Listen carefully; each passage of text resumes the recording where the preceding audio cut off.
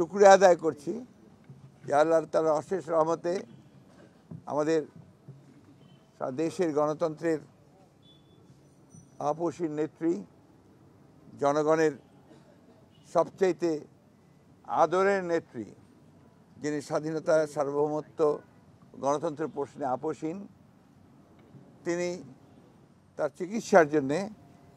আগামী 7 তারিখে তিনি সম্ভবত রাতে তিনি লন্ডনের উদ্দেশ্যে যাত্রা করবেন তার চিকিৎসার জন্যে। সেই কারণেই আমরা জাতীয় স্থায়ী কমিটির সকল সদস্য আমরা আজকে এসেছিলাম তাকে বিদায় শুভেচ্ছা জানাতে, এবং সেই সঙ্গে আমরা তার সঙ্গে আলাপ করেছি এবং কথা বলেছি, এবং পরম করুণাময় আল্লাহ তাআলার কাছে এই দোয়া চেয়েছি আমরা যে আল্লাহ তাআলা তাকে যেন সম্পূর্ণ সুস্থ করে আবার আমাদের মাঝে, দেশের মানুষের মাঝে ফিরিয়ে নিয়ে আসেন, এবং আমাদের